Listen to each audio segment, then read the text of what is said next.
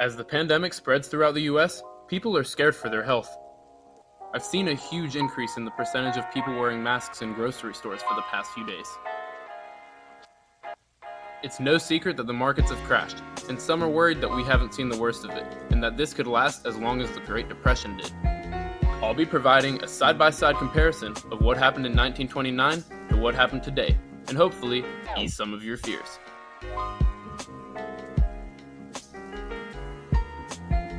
Enter the post-World War I 1920s, a time of great cultural and economic expansion.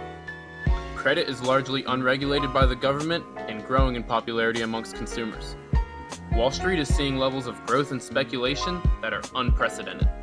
See, before the 20s, investing in stocks was considered risky, and most left it up to the professionals on Wall Street. Wall Street realized they could advise new investors, making money whether or not the stocks went up or down. Stocks at this time seemed to be up, and up, so many Americans bet their life savings on the stock market. When the Great Crash of 1929 occurred, millions lost their entire fortune. One difference between 1929 and today is that insider trading is monitored and illegal. Inside traders were running pump and dump schemes, buying a stock as a group, promoting it, and selling it as the price skyrockets, causing the prices to crash and external speculators to lose big. Investing on margin, or borrowed money, was popular and unregulated at the time. This meant that as stocks crashed, people lost their money even faster, causing them to scramble to sell and leaving Wall Street in a frenzy.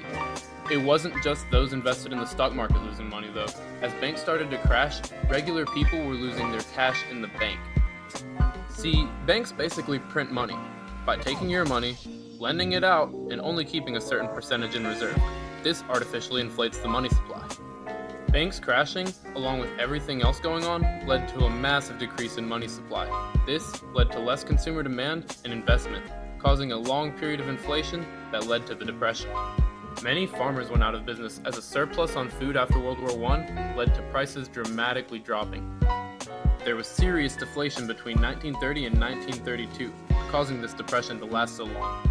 Nowadays, the Federal Reserve has more tools at its disposal to maintain a steady inflation rate and economic growth. In fact, there hasn't been a decade with an average deflation rate since the 1930s. All of this led people to lose their jobs, fortunes, and their homes. The recession caused by pandemic-related economic shutdowns today is quite different.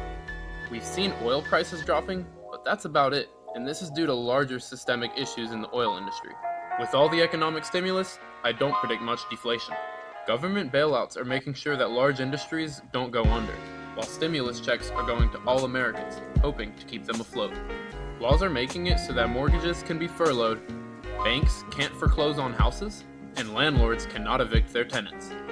All of this should prevent significant levels of homelessness. Loans are going out to small businesses to help keep employees on payroll. Hopefully, this will mitigate some of the unemployment. Due to the internet and widespread information, the teachings of people like Benjamin Graham and Warren Buffett are much more prevalent, and most people know that fortunes can be made during recessions. None of this is investing advice, and I'm not a professional, but me, I've already started buying the dip, and I think the only thing we have to fear is fear itself. If you enjoyed, hit the like button and maybe check out some of my other videos. Comment below what you think will happen during this recession. Thanks for watching.